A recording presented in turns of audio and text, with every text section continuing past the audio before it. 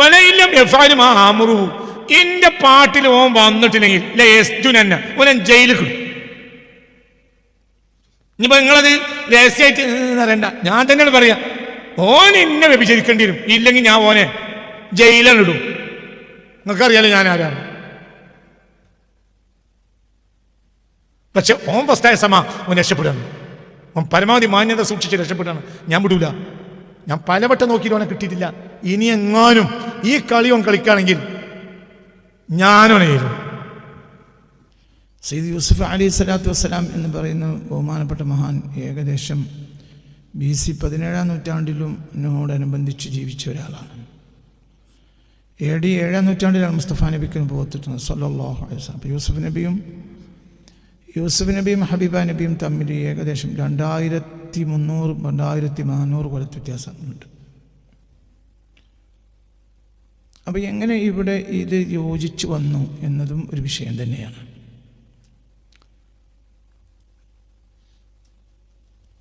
മുസാഹിഫ് ഉണ്ടെങ്കിൽ എല്ലാവർക്കും ഓരോ മുസാഹിഫ് എടുക്കുന്നത് നല്ലതാണ്. ചെറിയ വിഷയങ്ങൾ ഞാൻ ഇങ്ങനെ ഇടക്കിടക്ക് അതിൽ കാണിച്ചു തരും.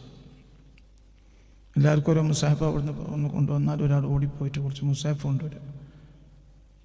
ഒരു 10-15 മുസാഹിഫ് കൊണ്ട് നോക്കുക. അതിൻ്റെ റിയാൽ ഇവിടെ ഉണ്ടല്ലോ, നല്ലതാണ്.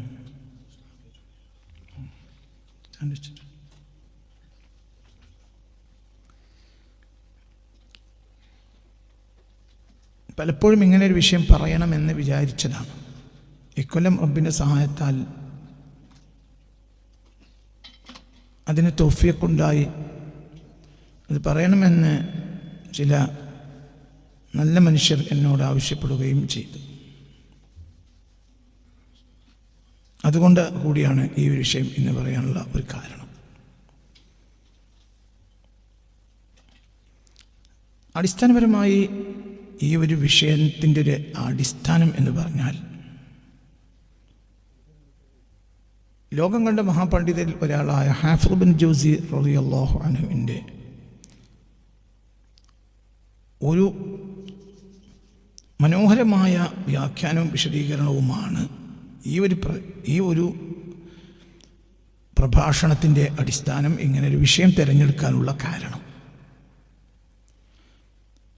ബഹുമാനപ്പെട്ട ഹാഫിദ് ബിൻ ജൗസി തങ്ങൾ റമളാനെ പറ്റി പറഞ്ഞ കാര്യം ധാരാളം മഹത്തുക്കൾ അവരുടെ ഗ്രന്ഥങ്ങളിൽ രേഖപ്പെടുത്തിയതായി കാണാം. പിന്നെ അതൊരു ചർച്ചയാക്കാറില്ല എന്നേ ഉള്ളൂ. പക്ഷേ അത് ചർച്ചയാക്കേണ്ട ഒരു വിഷയമാണ്, ഗൗരവമായി പഠിക്കേണ്ട ഒരു വിഷയം. എന്താണ് ബഹുമാനപ്പെട്ട ഹാഫിദ് ബിൻ ജൗസി തങ്ങൾ റമളാനെ പറ്റി പറഞ്ഞത്? റമളാൻ ബൈന ശുഹൂരി കയൂസുഫ ബൈന ഇഖ്വതിഹി. മാസങ്ങൾക്കിടയിൽ റമളാൻ എന്നത് യൂസുഫ് തൻ്റെ സഹോദരന്മാർക്കിടയിൽ ഉള്ളതുപോലെയാണ്. ഒരുപാട് കിതാബുകളുണ്ട് വിശദീകരണം.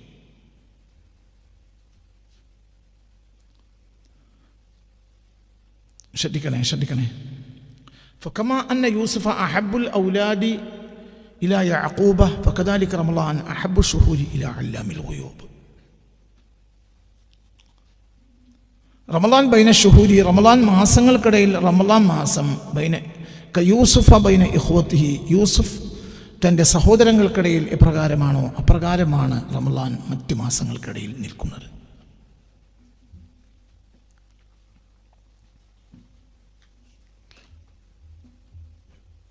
ഫകഅമാ അന്ന യൂസുഫ അഹബ്ബുൽ ഔലാദി ഇലാ യഅഖൂബ, യൂസുഫ് അഹബ്ബുൽ ഔലാദ് ഇലാ യഅഖൂബ് ആയതുപോലെ ഫകഅമാ അന്ന യൂസുഫ അഹബ്ബുൽ ഔലാദി ഇലാ യഅഖൂബ്, യാക്കൂബ് നബിക്ക് ഏറ്റവും ഇഷ്ടപ്പെട്ട പുത്രനാണ് ആര്? യൂസുഫ് എന്നതുപോലെയാണ് വകദാലിക റമളാൻ അഹബ്ബു ശുഹൂരി ഇലാ അല്ലാമിൽ ഗുയൂബ്. മാസങ്ങൾക്കിടയിൽ റമളാൻ മാസം മാസങ്ങളുടെ രക്ഷിതാവായ അള്ളാഹുവിന് റമളാനോടുള്ള ഇഷ്ടം യാക്കൂബ് നബിക്ക് യൂസുഫിനോടുള്ള ഇഷ്ടം പോലെയാണ് അലൈഹിസ്സലാം. കേട്ടിട്ട്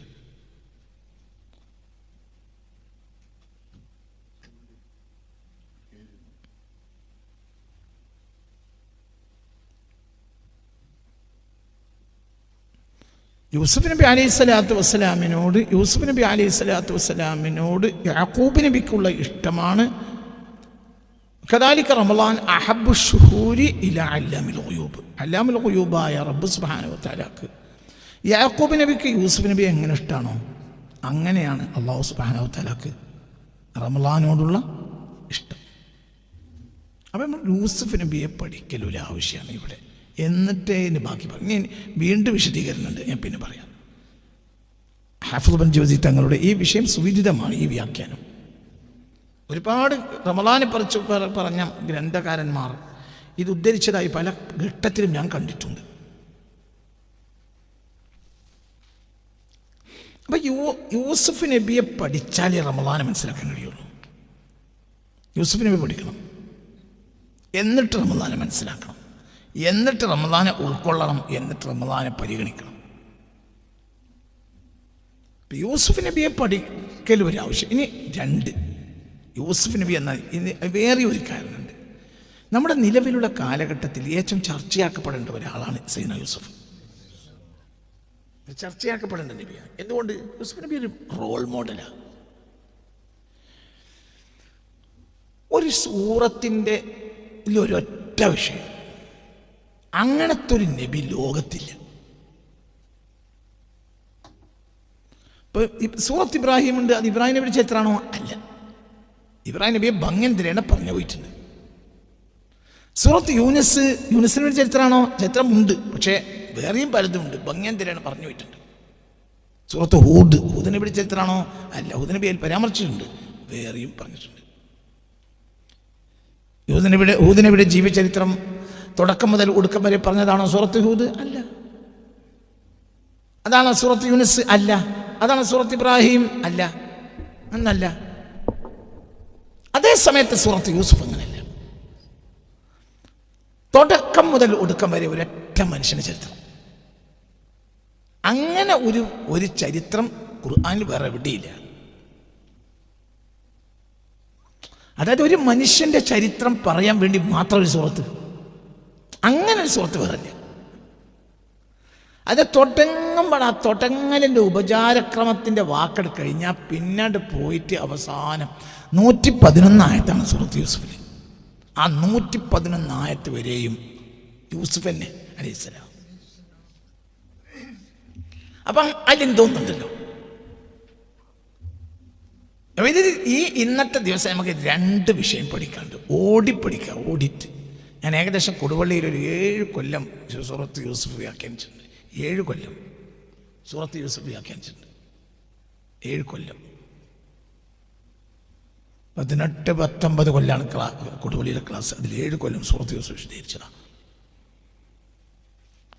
അപ്പം എന്തുകൊണ്ട് ഭയങ്കര പാട്. ഇന്നത്തെ കാലത്തെ റോൾ മോഡലാണ് യൂസുഫ് നബി. കാരണം യൂസുഫ് നബിയിൽ ഇന്നത്തെ കാലത്തെ റോൾ മോഡൽ ഒരുപാട് കാലമാണ്. ചിന്തിച്ചാൽ നമുക്ക് മനസ്സിലാവും. ഇന്നൊരു ലൈംഗിക ചോദന മനുഷ്യർക്ക് അധികരിച്ചൊരു കാലഘട്ടം. എവിടെയും അത് മാത്രം ചർച്ച. പെണ്ണും ആണും തമ്മിലുള്ള ആഭാസകരമായ ചർച്ചയാണ് ഇന്ന് എവിടെയും ചർച്ചയാണ്.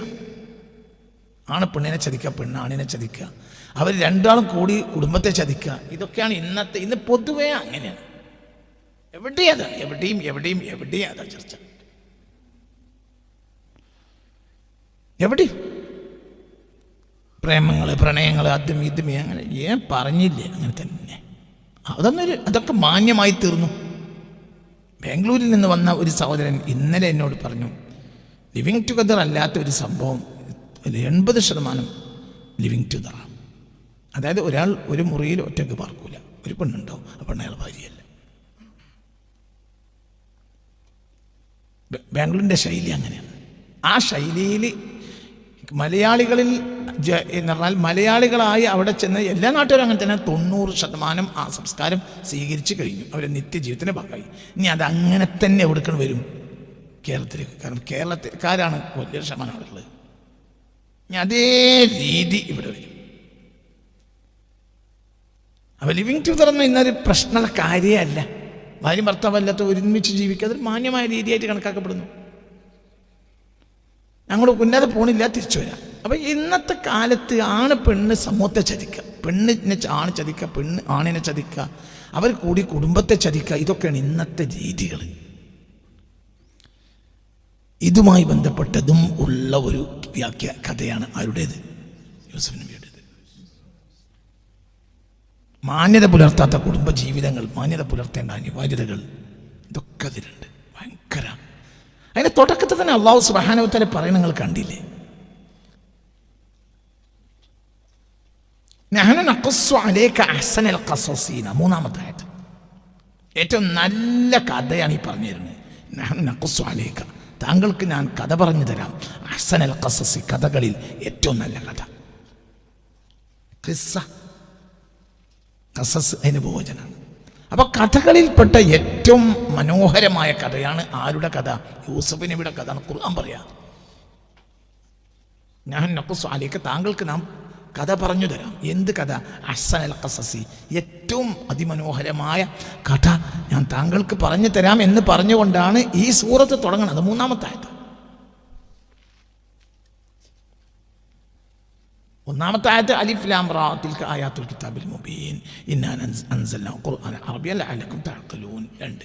മൂന്നാമത്തെ ആയത്ത് വിഷയത്തിലേക്ക് ഇറങ്ങുക. ആദ്യം പറയുന്നത് നഹ്നു നഖസ്സു അലൈക അഹ്സനൽ ഖസസി, കഥകളിൽ ഏറ്റവും മനോഹരമായ കഥയാണ് ആരുടെ കഥ? സയ്യിദ്നാ യൂസുഫ്. ഇവിടെ ബഹുമാനപ്പെട്ട ഹാഫിദ് ഇബ്നു ജൗസി തങ്ങൾ ഒരുപാട് കിതാബുകൾ ഞാൻ ഈ വിഷയം ഇത് കണ്ടിട്ടുണ്ട്. എന്ത്? യൂസുഫ് നബിയെ മനസ്സിലാക്കേണ്ടത് യാക്കൂബ് നബിക്ക് ഏറ്റവും ഇഷ്ടപ്പെട്ട മകൻ യൂസുഫ് നബി ആയതുപോലെ അല്ലാഹു തആലക്ക് ഏറ്റവും ഇഷ്ടപ്പെട്ട മാസം റമളാനെന്ന് മനസ്സിലാക്കണം. അങ്ങനെ മനസ്സിലാക്കണം.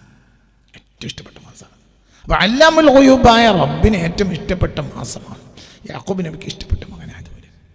അപ്പോൾ യാക്കൂബ് ഈ യൂസുഫ് എന്ന ആളെ പഠിച്ചാൽ റമളാനെ നമുക്ക് മനസ്സിലാക്കുക എളുപ്പം.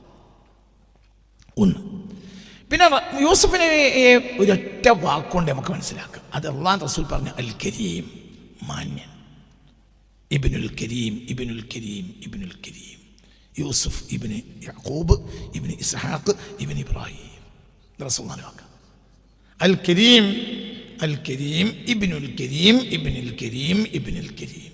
യൂസുഫ് ഇബ്നു യാക്കൂബ് ഇബ്നു ഇസ്ഹാഖ് ഇബ്നു ഇബ്രാഹിം. റസൂലുള്ളാഹിന്റെ വാക്ക് സ്വല്ലല്ലാഹു അലൈഹി വസല്ലം. മാന്യന്റെ മകൻ, മാന്യന്റെ മകൻ, മാന്യന്റെ മകൻ, മാന്യൻ. അതാണ് ആര്? യൂസുഫ്. അപ്പം യൂസുഫ് നബി അള്ളാഹുവിന്റെ റസൂൽ പരിചയപ്പെടുത്തി മാന്യനാണ്. അപ്പം മാസങ്ങളിൽ ഏറ്റവും ബഹുമാനപ്പെട്ട മാന്യനായ മാസമാണ് ഏത്? റമളാൻ. നമുക്ക് പിന്നെ അവിടേക്ക് വരാം. മാന്യത ഭയങ്കരമാണ് ഈ മാസം. ഭയങ്കര. അത് ലാസ്റ്റ് തിരിയുകയും ചെയ്യും. അപ്പള തിരിയ ഭയങ്കര ഭയങ്കരമാണ്. ഇത് പഠിച്ച അത്ഭുതകര. മാന്യന്റെ മകൻ അൽ കരീം ഇബ്നുൽ കരീം, ഇബ്നുൽ കരീം, ഇബ്നുൽ കരീം. യൂസുഫ് ഇബ്നു യാക്കൂബ് ഇബ്നു ഇസ്ഹാഖ് ഇബ്നു ഇബ്രാഹിം. മാന്യന്റെ മകൻ, മാന്യന്റെ മകൻ, മാന്യന്റെ മകൻ, മാന്യൻ. ഇബ്രാഹിം നബിയുടെ മകൻ, ഇസ്ഹാഖിന്റെ മകൻ, യാക്കൂബിന്റെ മകൻ യൂസുഫാണ് മുഹമ്മദ് മുസ്തഫ സ്വല്ലല്ലാഹു അലൈഹി വസല്ലം.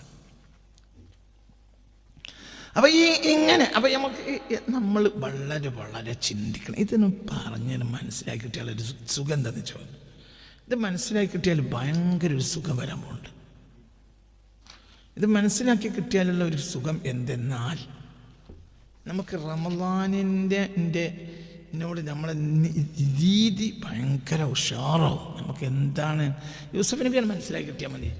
അപ്പം നമുക്ക് റമളാനി മനസ്സിലാവും. അപ്പം നമ്മൾ അതാണല്ലോ യൂസുഫ് നബിയോട് പ്രതികരിക്കുന്നത് പോലെ ആരോട് പ്രതികരിച്ചാൽ മതി?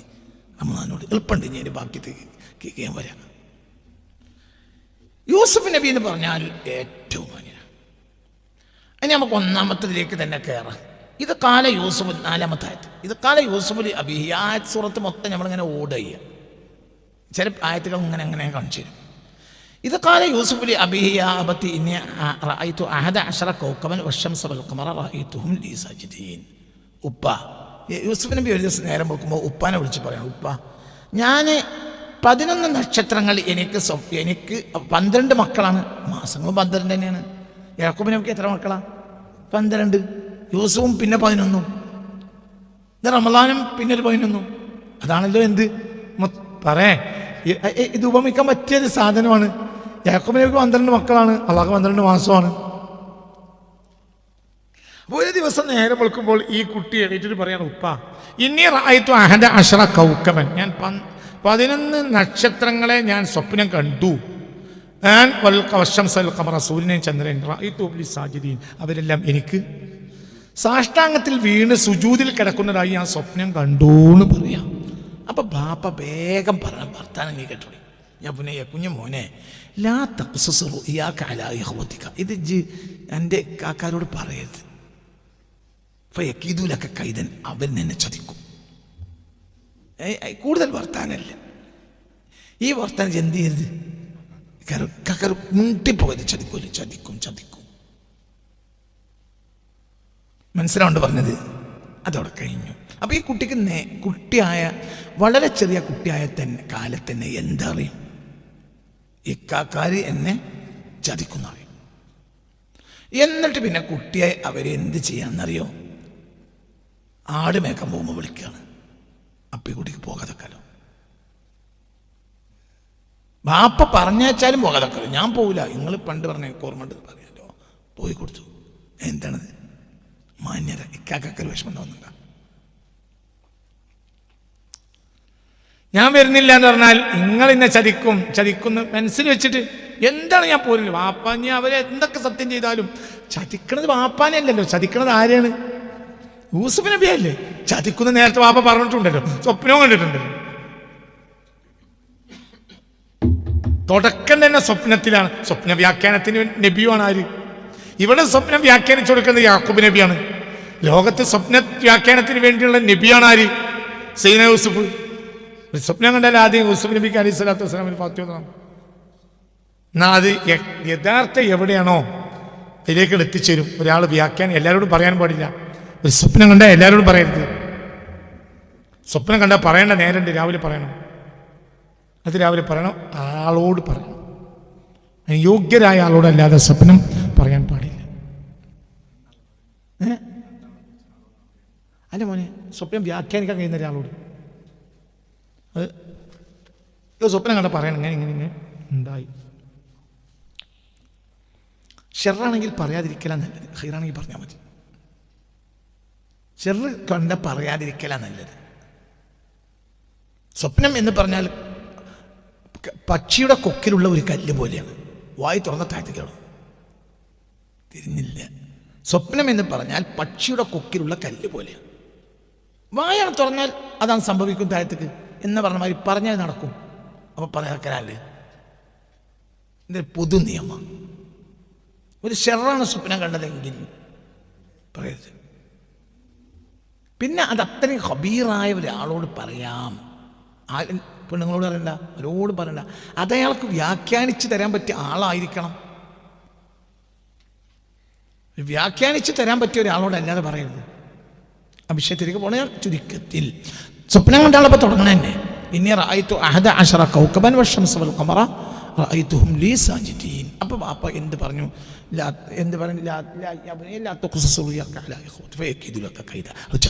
ചതിക്കും കേട്ടോ, മുണ്ടുണ്ട്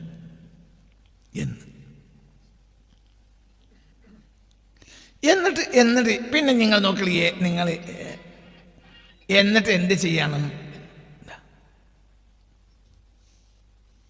അപ്പൊ ഈ കുട്ടിയായി എന്ത് വന്നാണ് പറയാണ്, ഇത് കാലൂല്ല യൂസുഫ് അഹബ്ബു ഇലാ അബീനാ മിന്നാ വനഹ്നു ഉസ്ബത്തു ഇന്ന അബാന ലഫീ ളലാൻ ഉഖ്തുലു യൂസുഫ ബിത്റഹുഹു.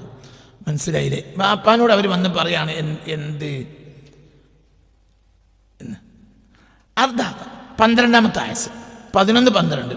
ഖാലു യാ അബാന മാലക ലാ തഅമന്ന അലാ യൂസുഫ ഇന്നാ ലഹു ലനാസിഹുൻ. ഉപ്പ അങ്ങക്ക് അറിയാലോ, ഞങ്ങൾക്ക് യൂസുഫിനെ പറ്റി വളരെ നല്ല അഭിപ്രായമാണ്. ഓ ഞങ്ങൾ ഇഷ്ടപ്പെട്ട ആളാണ്, ഓന് ഗുണകാംക്ഷിയാണ് ഞങ്ങൾ, ഓന് ഗുണം വരുന്ന ഞങ്ങൾക്ക് അർസിലും ആയനാവോദൻ. നാളെ ഞങ്ങളപ്പോൾ ഓന് പറഞ്ഞേക്കണം. ഓനൊന്ന് കളിച്ചോട്ടോ, ഓൻ ചാത് കുട്ടിയല്ലേ, ഓനോ പാഞ്ഞ് കളിക്കാലോ. ഞാൻ ഈ പരി തന്നെ കുത്തിരക്കണ്ടല്ലോ, ഒന്ന് പാഞ്ഞ് കളിക്കും മറ്റൊക്കെ ചെയ്യാൻ എല്ലാം കുട്ടിയല്ലേ. ഞങ്ങളപ്പം കാട്ടിലൊക്കെ എന്തൊക്കെ സാധനങ്ങളാണുള്ളത്, എന്തൊക്കെ കാണാനുള്ളത്, എന്തൊക്കെ പൂക്കളുണ്ട്, എന്തൊക്കെ മൈതാനം കാര്യം, എന്തൊക്കെ ജീവികളെ കാണാണ്ട്. അപ്പം കുട്ടിക്ക് ഞങ്ങളപ്പം ഒന്ന് പോരാലോ, കളിക്കാലോ. ഇതിപ്പോൾ പറയുമ്പോൾ മനസ്സിലായില്ലേ പറഞ്ഞത്? കുട്ടിക്ക് അറിയാലോ എന്ത് ഞാൻ ചതിക്കപ്പെടുന്നു. കാരണം ഇത് ചതിക്കും. ബാപ്പ പറഞ്ഞിട്ടുണ്ടല്ലോ, മോനെ ഇവർ ചതിക്കും കേട്ടോ, ഇവർ കള്ളരാണ്, ഇവർ ചതിക്കും നെന്നെന്ന് പറയുമ്പോൾ കുട്ടിക്ക് പോകാതൊക്കെല്ലോ. പക്ഷെ അങ്ങനെ പോയിട്ടില്ലെങ്കിൽ ആർക്ക് വിഷമമുണ്ടാവും? ഇക്കാക്കാർക്ക് അത് വേണ്ട, മാന്യത. അതാണ് അൽ കരീം, മാന്യൻ. എല്ലാ അമ്പിയാക്കളും മാന്യന്മാരല്ലേ? പക്ഷെ ഇവിടെ മാന്യൻ എടുത്തു പറയാൻ കാരണം അങ്ങനത്തെ ജീവിതം മുഴുവൻ മാന്യത, ജീവിതം മുഴുവനും മാന്യത. ഭയങ്കര. ഞാൻ ഈ ചരിത്രം പഠിച്ചാൽ നമ്മൾ അന്തം വിട്ടു പോകും. മാന്യത അല്ലാത്തൊരു മനുഷ്യൻ, ഈ മനുഷ്യനെ നമ്മൾ കാണുകയില്ല, ഒന്നുമില്ല. എന്നിട്ട് എന്താണ് ഇവർ ചെയ്യുന്നത്? എന്ത്? അപ്പോൾ വാപ്പ പറയും, പിന്നെ എന്ത്, നിങ്ങളെ ചെന്നായി പിടിച്ചെന്ന് വന്ന് പറയും. നിങ്ങൾ ചെന്നായി പിടിക്കും, നിങ്ങൾ അശ്രദ്ധരായി നിങ്ങൾ നടക്കും. അപ്പോൾ എൻ്റെ കുട്ടീനെ ചെന്നായി പിടിക്കും, അപ്പോൾ നിങ്ങൾ പിന്നെ കൊണ്ടുപോണ്ട. അപ്പോൾ അവർ പറയാണ്, ജ്യേഷ്ഠന്മാർ പറയുകയാണില്ല, ഇല്ല അക്കല ഒരു ദീപനാണ് ഉസ്പത്ത്, ഞങ്ങളൊരു സംഘം തടി തൂക്കമുള്ള മനുഷ്യന്മാർ, ഞങ്ങൾ നല്ല ആരോഗ്യമുള്ള മനുഷ്യന്മാരുണ്ടായിട്ട് ചെന്നായിൻ്റെ വർത്താനം പറഞ്ഞുകൊണ്ടിരിക്കുകയാണ് നിങ്ങൾ. പിന്നെ ഞങ്ങൾ പിന്നെ ഇവിടെ വരുമോ? ഞങ്ങളിപ്പോൾ നഷ്ടക്കാരാവില്ല. ഈ ഇത്ര പോകുന്ന കുട്ടീനെ നോക്കാൻ കഴിയൂലെങ്കിൽ. അങ്ങനെ അവർ കൊണ്ടുപോകുമ്പോൾ പിന്നെ അവർ തീരുമാനിക്കുകയാണ് എന്ത്? ഫലമ്മാ ദഹബു ബിഹി അജ്മഉ 15-ാമത്തെ ആയത്ത് അയജഅലു ഫീ ഖിയാബത്തിൽ ജുബ് വവഹൈനാ ഇലൈഹി ലതുനബ്ബി അന്നഹും ബിഅംരിഹിം അദാ വഹും ലാ യശ്ഉറൂൻ. പിന്നെ അവർ പൊട്ടക്കിണറ്റിലിടാൻ തീരുമാനിക്കുക. അപ്പോൾ ഈ പൊട്ടക്കിണറ്റിലിടാൻ നിങ്ങൾ ഇതൊക്കെ ഇപ്പോൾ സംഭവിക്കുകയാണ് ഈ കാര്യം. ഇതൊക്കെ നേരത്തെ തന്നെ കുട്ടിയെ സംബന്ധിച്ചിടത്തോളം കുട്ടിക്ക് ബോധം ഉണ്ട് താനും. പൊട്ടക്കിണറ്റിലിടാനുള്ള സമയത്ത് മാന്യമായി കുട്ടിയോട് പറഞ്ഞു നോക്കി, പക്ഷെ അവർ പൊട്ടക്കിണറ്റിലിടുമെന്ന് ഉറപ്പിച്ചു. അപ്പോൾ പിന്നെ കുട്ടി ആരോട് പറഞ്ഞു? റബ്ബിനോട് പറഞ്ഞു, പടച്ചോനെ നിന്റെ കാര്യം നീ കാക്കണം, എന്നെ നീ സംരക്ഷിക്കണം എന്ന് സയ്യിദന യൂസുഫ് അലൈഹിസ്സലാത്തു വസ്സലാം, മഹാനായ സയ്യിദന ജിബ്രീൽ അലൈഹിസ്സലാത്തു വസ്സലാം പറയുന്നുണ്ട്. എൻ്റെ വേഗത പറയുന്നുണ്ട്, കുട്ടി പൊട്ടക്കിണറ്റിൻ്റെ കരയിൽ വെച്ച് വിളിക്കുമ്പോൾ ഞാൻ അർശിൻ്റെ അടുക്കലാണ്, പക്ഷെ ആദ്യം പൊട്ടക്കിണറ്റിലെത്തിയത് ഞാൻ. ജിബ്രീൽ അലൈഹിസ്സലാത്തു വസ്സലാമിൻ്റെ വേഗത പഠിക്കാൻ വേണ്ടി ചില കിതാബുകൾ കാണാം. കാരണം അത്ര സ്പീഡിൽ വന്നു. കാരണം കുട്ടി ആരോടത് പറഞ്ഞു? അള്ളാഹുവോട് പറഞ്ഞു. ഇനി ഈ രണ്ടാമത്തെ കാര്യം, അങ്ങനെ ഈ കുട്ടിയെ ഞാൻ ഓടിച്ചു പോകാം കേട്ടോ. ഇതൊക്കെ കഴിഞ്ഞിട്ട് നമുക്ക് റമദാനെ പറ്റി മനസ്സിലാക്കണം. അങ്ങനെ സയ്യാറത്തിന് ഒരു യാത്രക്കാർ വന്നു. ഫാർസലു വാരിദവും ഫാദില ദൽവഹു ഖാലു യാ ബുശ്റാ ഹാദാ ഗുലാം വാസറു ബിഗാഅത്തിൻ വല്ലാഹു അലീം. 19-20 ഷറോ. അങ്ങനെ അവർക്ക് ഈ കുട്ടിയെ പൊട്ടക്കിണറ്റിന് അവരെടുത്തു. അവർ തൊട്ടി മുക്കി നോക്കിയപ്പോൾ തൊട്ടിയിൽ എന്താ ഉള്ളത്? കുട്ടിയാണ്. അങ്ങനെ യാ ബുശ്റാ ഹാദാ ഗുലാം, ഇതൊരു കുട്ടിനെ കിട്ടിയാലോ. വാസറു ബിഗാഅത്തിൻ, ചിരക്കുകൾക്കിടയിൽ കുട്ടിയെ ഒളിപ്പിച്ചു വെച്ചു. അപ്പോൾ കുട്ടിയെ കിട്ടി. അപ്പോൾ കുട്ടിയുടെ വില ഇപ്പോൾ 2 കൂട്ടർക്ക് അറിയില്ല. ഒന്നാർക്കറിയില്ല, ഇക്കാക്കാർക്ക് അറിയില്ല. ഈ കുട്ടി മതി, ഇതൊരു മുതലാണ്, ദുനിയാവ് ഉണ്ടാക്കാനും ഈ കുട്ടി മതി. അങ്ങനെയല്ലേ? ഈ കുട്ടി രാജാവാകേണ്ട കുട്ടിയല്ലേ? അപ്പം ഈ കുട്ടിൻ്റെ വില അറിഞ്ഞിരുന്നെങ്കിൽ അവർ പൊട്ടക്കിണറ്റിലെറിയില്ല. മനസ്സിലാണ്ട് പറഞ്ഞത്. എന്തുകൊണ്ട്? പരലോകം മാത്രമല്ലേ, പമ്പ്യാക്കന്മാരെ കൊണ്ട് പരലോകം കിട്ടുക, ഈ കുട്ടിനെ കൊണ്ട് എന്ത് കിട്ടും? ദുനിയാവ് പള്ളർച്ച. ആരെ രാജാവാൻ കിട്ടില്ല. മനസ്സിലാണ്ട് പറഞ്ഞത്. അപ്പൊ അവർ വഞ്ചിതരായി. ആര്? ജ്യേഷ്ഠന്മാർ വഞ്ചിതരായി. 2, ഈ കൂട്ടക്കാർക്ക് ഈ കുട്ടിയെ കിട്ടി. അപ്പോൾ ഇവർക്കും അറിയില്ല എന്ത് ഇതൊരു മുതലാണ്. എന്ത് മുതലാണെങ്കിൽ അവർ വിൽക്കൂല, അവർ കൊണ്ടുപോകുക. അവർ എന്ത് ചെയ്തു? അവിടെ ഖുർആൻ പറഞ്ഞ ശൈലി നിങ്ങൾ നോക്കി. ഈ കുട്ടി അവർ വിറ്റു ബിസമനിൻ ബഖ്സിൻ, തുച്ഛ വിലക്ക്. എന്തിനാ അങ്ങനെ കുട്ടിയെ തുച്ഛ വിലക്ക് വിറ്റു എന്ന് പറയാൻ കാരണം? ഇത് വലിയ വിലയുള്ള മുതലാണ്. ആര്? ഈ കുട്ടി. എന്നിട്ട് അവർ വിറ്റത് എന്തിനാണ്? തുച്ഛ വിലന്റെ ഒരു സാധനം തുച്ഛ വിലക്ക് വിറ്റാൽ തെറ്റില്ലല്ലോ. ഒരു ഷെറൗഹു, ഈ കുട്ടി അവർ വിറ്റു ബിസമനിൻ ബഖ്സിൻ, തുച്ഛ വിലക്ക്. ബഖ്സ് തുച്ഛ വില. എന്നിട്ട് ഖുർആൻ ഒന്നും കൂടി പറഞ്ഞു, ദറാഹിമ മഅദൂദ, എണ്ണിക്കണക്കാക്കാവുന്ന വെള്ളിക്കാശിന്. ദിർഹം വെള്ളിക്കാശ്, മഅദൂദ എണ്ണിക്കണക്കാക്കാൻ പറ്റും. ഒരു 6, 7, 8 വെള്ളിക്കാശിന് വിറ്റു. ആരെ വിറ്റു? ഭൂലോകത്തെ ഏറ്റവും വിലയുള്ള ഈ മുതലിന്. അപ്പം അവർക്കും എന്ത് തിരിഞ്ഞില്ല? കുട്ടിയുടെ വില തിരിഞ്ഞില്ല. നമ്മൾ തിരിച്ചു വരും റമദാൻ എടുത്തെത്തുമ്പോൾ.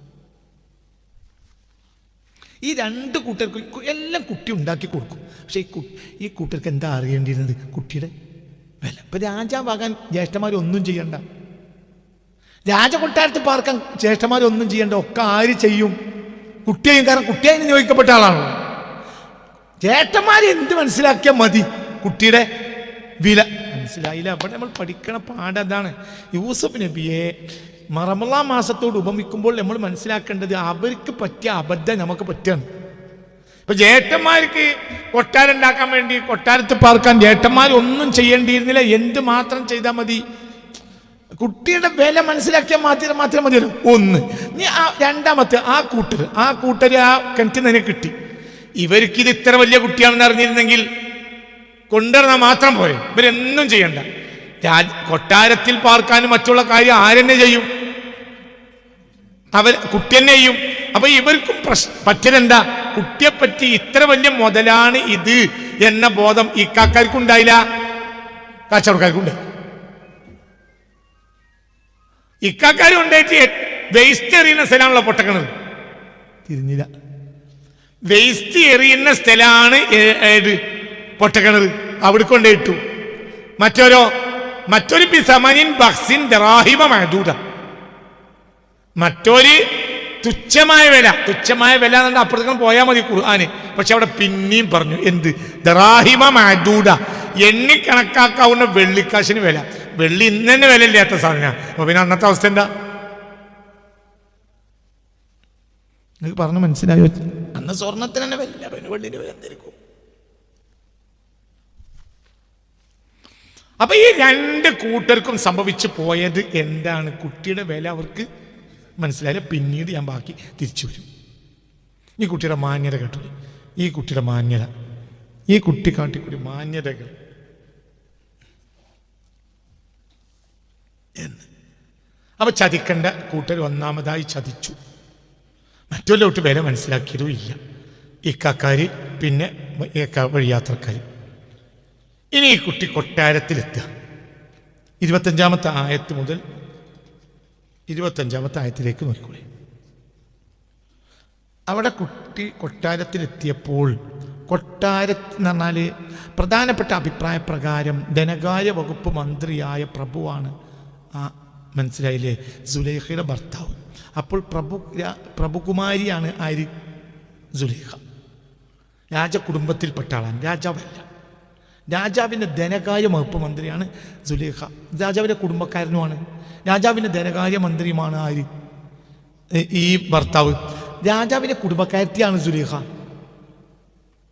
അവർ പ്രഭു കുടുംബമാണ്, അമാലിക്ക ഗോത്രക്കാരാണ്, ഫറായിനത്താണ്, ഇവർ ഫിറൗന്മാരാണ്. അതായത് മനസ്സിലാണ്ട് പറഞ്ഞത്, ഇബ്രാഹിം നബി അലൈഹി സ്വലാത്തു വസ്സലാമിൻ്റെ മുമ്പ് മുതലേ ഈജിപ്ത് ഭരിക്കുന്നത് ഫിറൗന്മാരാണ്. അത് മൂസാ നബിയുടെ കാലഘട്ടം വരെ അത് നിലനിൽക്കുകയും ചെയ്തിട്ടുണ്ട്. അപ്പോൾ അതിൻ്റെ അടിയിൽ വന്നാൽ യൂസുഫ് നബിയുടെ കാലം ഫിറൗന്മാരാണ്. ആ ഫിറൗനി കുടുംബത്തിൽപ്പെട്ട ഗോത്രത്തിൽപ്പെട്ട ആളാണ് ഭർത്താവ്. അതിൽപ്പെട്ട പെണ്ണാണ് ആര്? സുലൈഖ. അപ്പം സുലൈഖാൻ്റെ കൊട്ടാരത്തിലേക്ക് കൊണ്ടുപോയി. ഒരു അങ്ങാടിയിൽ നിന്ന് വില കുച്ച വിലക്ക് അല്ല ചോർക്കുള്ളൊരു കുട്ടിയും. അപ്പം തുച്ഛ വിലക്കാണല്ലോ വാങ്ങിയത്. അവർ തുച്ഛ വിലക്ക് വിറ്റു എന്ന് പറഞ്ഞാൽ കുട്ടിയെ തുച്ഛ വിലക്ക് കിട്ടി. ആർക്ക്? ഈ പിന്നെ പ്രഭുവിന് കിട്ടി. പ്രഭു കൊടുത്ത ധനകാര്യമന്ത്രിയാണ്. നേരെ വീട്ടിലേക്ക് കൊണ്ടുവന്നു. അങ്ങനെ വീട്ടിലേക്ക് കൊണ്ടുവന്നപ്പോൾ അയാൾ പറഞ്ഞൊരു വർത്താനമുണ്ട്. ആ വർത്താനം സുലൈഖക്ക് മനസ്സിലായില്ല. എന്താണ് പറയുന്നത്? അയാൾ പറയുന്ന വാക്ക് ഒന്നും കൂടി നേരത്തേക്ക് നോക്കിയാൽ കിട്ടും. അയാൾ അവിടെ പറയുന്നത് 21-ാമത്തെ ആയത്ത്, അല്ല ഇത് ഇസ്തറാഹുമിൻ മിസ്ര, മിസ്രിൽ നിന്ന് അല്ല ചന്തയിൽ നിന്ന് ഈ കുട്ടിയെ വാങ്ങിയ ആള് വഖാലല്ലദി ഇസ്തറാഹുമിൻ മിസ്ര, മിസ്രിലെ ചന്തയിൽ നിന്ന് ഈ കുട്ടിയെ വാങ്ങിയ ആള് പറഞ്ഞു ലിംറാത്തിഹി, സുലൈഖയോട് പറഞ്ഞു, അക്കിനിമി മസന മസ്വാ, ഇതിന്റെ കിടപ്പ് സ്ഥാനത്തെ നീ ബഹുമാനിക്കണേ, ഇതിനെ ശല്യം ചെയ്യരുതേ. തിരിഞ്ഞില്ല. ഇതിനെ നല്ല മുറി കടത്തണേ, ഇത് നല്ലൊരു മുതലാണ്, ഇത് നല്ല കുട്ടിയാണ്, ഇതിനെ അവിടെ ഇവിടെയും കടത്തരുതേ. ഇത് നമ്മൾ വില കൊടുത്ത് ചെറിയൊരു ചില്ലറ നാണയത്തൊട്ട് കൊണ്ട് വാങ്ങിയ നമുക്ക് കിട്ടിയതാണെങ്കിലും അതാ പൊട്ടന്മാരായതുകൊണ്ട് വിറ്റതാണ്. എന്നാലും ഇതിനെ ഈ സാധാരണ അടിമകളെ കടത്തുന്നിടത്ത് കടത്തരുത്. അയാൾക്ക് സംഗതി എന്താണെങ്കിലും ചെറിയൊരു അന്തണ്ട്. ആരെപ്പറ്റി? ഈ കുട്ടിയെ ബഹുമാനിക്കണം കേട്ടോ. ഈ കുട്ടിയെ ശല്യം ചെയ്തിട്ടോ. ഈ കുട്ടിയെ കിടപ്പ് സ്ഥാനത്ത് നീ ബഹുമാനിക്കണം, ആദരിച്ച കിടപ്പ് മുറി കൊടുക്കണം, ഇതിൻ്റെ മുറി ഭംഗി കൂട്ടണം, ഇതിനെ കിടക്ക നന്നാക്കണം, ഇത് നല്ല മുറി കിടത്തണം, നല്ല കിടക്ക കൊടുക്കണം. എന്നിട്ട് അയാൾ പറഞ്ഞു അസായം ഫാന, ഈ കുട്ടിനെ കൊണ്ട് നമുക്ക് എന്തെങ്കിലും ഉപകാരം ഉണ്ടാവും. അല്ല സാത്താനുണ്ട്. ഇത് ഞാൻ ഈ ലാസ്റ്റ് വിശദീകരിക്കും പറയും. ഈ കുട്ടിയെ കൊണ്ട് നമുക്കൊരു ഉപകാരം ഉണ്ടാവും കേട്ടോ. ഇത് മിക്കവാറും നമുക്ക് ഉപകരിക്കണ കുട്ടിയായിരിക്കും. അതുകൊണ്ട് എന്ത് ചെയ്യണ്ട, അവിടെ ഇവിടെ അടിമകൾ, ഇത് അടിമ ചന്തിക്കല്ലേ വിറ്റേ. അപ്പൊ അടിമകൾ കിടക്കണത്ത് കിടത്തിയാൽ മതിയല്ലോ. പക്ഷെ കുട്ടിയെ അങ്ങനെ കിടത്തരുത്. ഈ കുട്ടിയെ അങ്ങനെ കിടത്തരുത്. നല്ലോണം ശ്രദ്ധിക്കണം. ഇത് ഭയങ്കരമാണ്. ഓടുക. 7 കൊല്ലം കൊണ്ട് ഒരു നാട്ടിൽ പഠിപ്പിച്ച് ഞങ്ങൾക്ക് 1.5-2 മണിക്കൂറോട് പറഞ്ഞു തരാം ഓടിച്ച്. അതായത് ഇയാൾക്ക് എന്താണെങ്കിലും അയാൾക്കൊരു ബോധം ഉണ്ടല്ലോ. അക്കിരിമി മസ്വാ, ഈ ബോധം ആർക്കില്ല, ഏട്ടന്മാർക്കില്ല. ഈ കുട്ടീനെ അവർ എവിടെ കിടത്തുക ചെയ്ത്? പൊട്ടക്കഞ്ചിൽ. മറ്റൊരു വസറവും വിളായത്തിൽ ചരക്കിൻ്റെ ഉള്ളിലേക്ക് ഒളിപ്പിച്ചു വെച്ചു. എന്നിട്ട് എന്തിനു വിറ്റു? തുച്ഛ വിലക്ക്, അതായത് എണ്ണിക്കണക്കാവുന്ന വെള്ളിക്കാശിന് വിറ്റു. വാങ്ങിയ ആൾക്ക് ഏതായാലും വില കുറഞ്ഞ് കിട്ടിയതാണ്. എന്നാലും അയാൾക്ക് ബഹുമാനമുണ്ട്, വില അറിയും ചെയ്യും. അയാൾ എന്ത് പറഞ്ഞു? അക്കിരിമി മസ്വ, കിടപ്പ് സ്ഥാനം ഉഷാറാക്കി കൊടുക്കണേ. സാധാരണ അടിമകളെ കൂട്ടത്തിൽ ഇതിനെ കിടത്തരുത്. ഇതിനൊക്കെ നിങ്ങൾക്ക് പിന്നീട് അർത്ഥം കിട്ടും. ഇപ്പം തന്നെ നിങ്ങൾ തലയിലുണ്ടാവും. മനസ്സിലായില്ലേ? അക്കിരിമി മസ്വ, ഇത് നമ്മളെ നാട്ടിൽ പഴയ കാലത്തൊരു ഉദാഹരണം ഉണ്ടായിരുന്നു, ഞാൻ പിന്നെ പറഞ്ഞുതരാം. അക്കിരിമി മസ്വ, അതിൻ്റെ കിടപ്പ് സ്ഥാനത്തിനെ ബഹുമാനിക്കണം. എല്ലായിടത്തും കൊണ്ട് കിടത്തരുത്, എവിടെയും കൊണ്ട് കിടത്തരുത്. ഏതെങ്കിലും ഒരു പുതപ്പും ബംഗാളിക്ക് കൊടുക്കണമെങ്കിൽ കൊടുക്കരുത്. തൽക്കാലം പേരിൽ പണിയെടുക്കാൻ വന്നാൽ ബംഗാളിക്ക് ഒരു പായും മറ്റും ഒരു പുതപ്പാണ് കൊടുത്താണ്. അപ്പോൾ ആ ചായ്പ് കിടത്താണ്. അങ്ങനെ കുട്ടിനോട് കാട്ടരുത്. ഈ കുട്ടിനെ നമ്മളെ കൊട്ടാരത്തിലെ ഏറ്റവും നല്ല മുറി കിടത്തണം. പിന്നെ മനസ്സിലായില്ലേ? ആ കുട്ടീനെ പിന്നാലെ കൂടരുതെന്നൊക്കെ പറഞ്ഞിട്ടുണ്ട്. അതിനെ ആദരിക്കണം, അതിൻ്റെ പാട്ടിന് വിടണം. അത് അതിൻ്റെ ഇഷ്ടം പോലെ ജീവിക്കട്ടെ. അതിനെ ശല്യം ചെയ്യരുത്. 12 വയസ്സെന്നാണ് അഭിപ്രായം. 12 വയസ്സെന്നാണ് അഭിപ്രായം. ശല്യം ചെയ്തത്. കാരണം എൻ്റെ സ്വഭാവം കണ്ട ശല്യം സ്വഭാവം എനിക്കറിയാലോ എന്നൊക്കെ അതിനുള്ളിലുണ്ട്. എൻ്റെ കിടപ്പ് സ്ഥാനത്തെ ബഹുമാനിക്കുന്നതാണ്. അത് കിടക്കണോടത്ത് പോയാണ് ഇജ്ജ് ശല്യം ചെയ്തത്. അങ്ങനെയൊക്കെ അതിനർത്ഥമുണ്ട്. നല്ല സ്ഥലത്ത് കിടത്തണം എന്ന് അർത്ഥമുണ്ട്. നല്ല മുറി കൊടുക്കണം എന്നുണ്ട്. ആ മുറി ഭംഗി കൂട്ടണം എന്നുണ്ട്. ഞാൻ അതിനെപ്പോയി ശല്യം ചെയ്യാനും പാടില്ല. അതിന് ലൈംഗിക ചേഷ്ടകളോടുകൂടെ അതിനോട് പെരുമാറരുത്. ഇത് അങ്ങനത്തെ കുട്ടിയാണ്.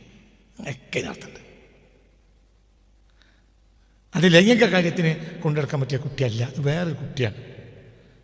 എൻ്റെ ദുരുപയോഗത്തിന് ഭർത്താവിനേതായാലും ഭാര്യനെ തിരിയണം.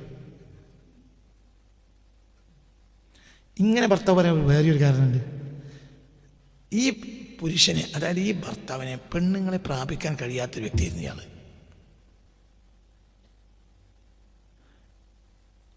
അയാളുടെ ലൈംഗിക അവയവം പെണ്ണിന് ഉപകരിക്കാത്ത ലൈംഗിക അവയവ. അത് അഷല്ലായി കുഴഞ്ഞിക്കണത് അവയവ. ആ അവയവത്തിന് പെണ്ണിന് ഉപകരിക്കില്ല. അപ്പം ഇത് ആർക്കറിയും? അപ്പോൾ സ്വാഭാവികമായും അയാളെ യൗവനമുള്ള പെണ്ണാണല്ലോ ആര്? സുലേഖ. അപ്പോൾ അങ്ങനെ ആകുമ്പോൾ പെണ്ണുങ്ങളെ സ്വാഭാവികം. അതുകൊണ്ടാണല്ലോ പ്രശ്നങ്ങളൊക്കെ ഉണ്ടായിട്ടും സുലേഖനെ ജയിലിലിടുന്നില്ലല്ലോ. തിരിഞ്ഞില്ല. എന്തുകൊണ്ട്? അവളത്തെ സ്വാഭാവികമായി അങ്ങനെ പറ്റും. കാരണം ഞാൻ പോരാത്തവനാണ്.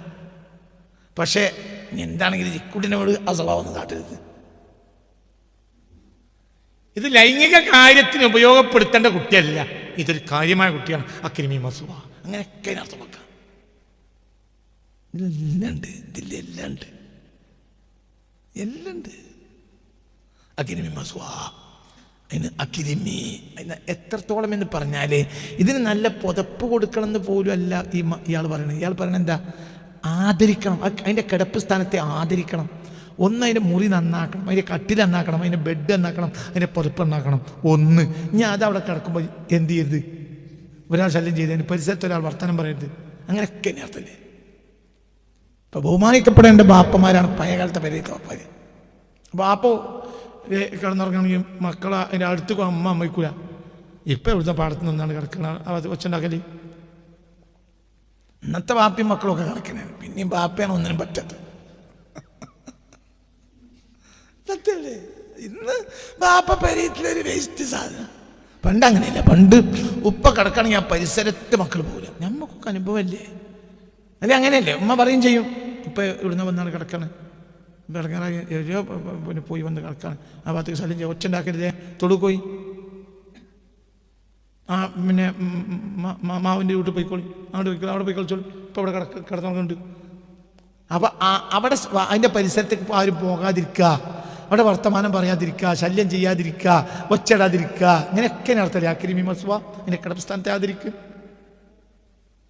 ഇതൊക്കെ അയാൾ പറയുന്നുണ്ട്. ഈ കൂട്ടത്തിൽ ഇപ്പോൾ യാക്കൂബ് നബി കഴിഞ്ഞിട്ട് ഈ കുട്ടിനെ ഒന്ന് മാന്യമായി പെരുമാറിയത് ആര് മാത്രമാണ്? സുലൈഖാന്റെ ഭർത്താവ്. ഒക്കെ മാന്യക്കാട്ടി. അയാൾക്ക് പരലോകത്തിൽ പക്ഷേ ഈ വാക്ക് മതിയോ? എന്ത് ഈ കുട്ടി അങ്ങനെ മനുഷ്യരോ അങ്ങനെ തന്നെയല്ലേ. ഇത് സാധാരണ കുട്ടിയല്ലാന്ന് അയാൾക്ക് മനസ്സിലാവും ചെയ്തു. അയാൾക്ക് ഇതിനെ അടിമ കുട്ടിയല്ലേ, വില കൊടുത്ത് വാങ്ങിയിട്ട് എന്ത് ചെയ്തത്? നെത്തഹോ വല്ലത്തൻ ഒന്നുമില്ലെങ്കിൽ കുട്ടികളില്ലാത്ത എനിക്ക് കുട്ടികളാക്കി കൂടെ ഇതിനെ പുതിയാപ്പിളെ ആക്കല്ലേ വേണ്ടത്, കുട്ടിയാക്കാൻ നോക്ക്. മനസ്സിലായോ പറഞ്ഞത്? ഒരു അഭിപ്രായം 17 വയസ്സ്, ഒരു അഭിപ്രായം 12 വയസ്സ്, അങ്ങനെയൊക്കെ അഭിപ്രായങ്ങളുണ്ട്. കാരണം അവർ ചുമന്ന് കൊണ്ടുപോവുകയാണ് കുട്ടിയെ. അതുകൊണ്ട് ഒരു ഭാഗം പണ്ഡിതന്മാർ പറയാം 17 വയസ്സ് ആവൂല, 12 ആവൂ. കാരണം 17 വയസ്സുള്ള ആളെ ഒരാൾ ചുമക്കൂലല്ലോ. അവരഭിപ്രായം. രണ്ടാമത്തെ കൂട്ടർ പറയാ ചുമന്നിട്ടില്ല, കൊണ്ടുപോയിട്ടേ ഉള്ളൂ, അപ്പോൾ 17 വയസ്സും ആകാം. ചുമന്ന് എന്നുള്ളത് താരീഖിൽ വന്നാൽ അബദ്ധാകാം, ചുമന്നിട്ടൊന്നുമില്ല, കുട്ടി കൊണ്ടുപോയിട്ടേ ഉള്ളൂ എന്ന്. അപ്പോൾ ഏതായാലും വയസ്സിലൊക്കെ അഭിപ്രായ വ്യത്യാസങ്ങളുണ്ട്. പക്ഷെ എന്നാലും വലിയൊരു പ്രായമല്ല, ഒറ്റക്കൊരു മുറിയിലൊക്കെ കിടക്കുന്ന ഒരു പ്രായമായിട്ടുണ്ട് എന്ന് കൂട്ടിക്കോളൂ. പിന്നെ അവിടുന്ന് യുവാവാവും ചെയ്തു ആ കുപ്പരിന്ന് എന്ന്. പിന്നെ അതാണ് പിന്നീട് എന്ത് ചെയ്തു? ഇവൾക്ക് സ്വാഭാവികമായും സുലൈഖക്ക് ലൈംഗിക താല്പര്യം ഉണ്ടായി ഈ കുട്ടിയിൽ. കുട്ടി അതിനനുസരിച്ച് യുവാവാവും ചെയ്തു. പിന്നെ അങ്ങനെ എന്ത് ചെയ്തു? ഈ കുട്ടിയെ പിടിക്കാൻ വേണ്ടിയിട്ട് വന്നു. വലക്കത് ഹമ്മത്ത് ബിഹി വഹമ്മ ലൗലാ ബുർഹാൻ റബ്ബി എന്ന് വസ്തബഖൽ ബാബ. കുട്ടിയെ പിടിക്കാൻ വന്നതോടുകൂടി കുട്ടി വാതിൽ അടച്ചിട്ട് പിടിക്കാൻ വേണ്ടി വന്നപ്പോൾ വാതിൽക്കലേക്ക് പാഞ്ഞു. കുട്ടിയുടെ മാന്യത. ഇപ്പൊ കുട്ടിയല്ല, ഇപ്പൊ യുവാവാണ്. മനസ്സിലായില്ലേ പറഞ്ഞത്? അതിസുന്ദരിയായ പെണ്ണ് കൊട്ടാരത്തിനത് വാതിലടക്കം ചെയ്തിട്ടുണ്ട്. ഒകല്ലക്കത്തിൽ അബുവാബ് അതിൻ്റെ മുമ്പെന്നുണ്ട്. ഒകല്ലക്കത്തിൽ അബുവാബ് ഇല്ല, അതിൻ്റെ തൊട്ട് മുമ്പുണ്ടല്ലോ ഒകല്ലക്കത്തിൽ അബുവാബ്. അവൾ വാതിലടച്ചു. അതെ അതെ.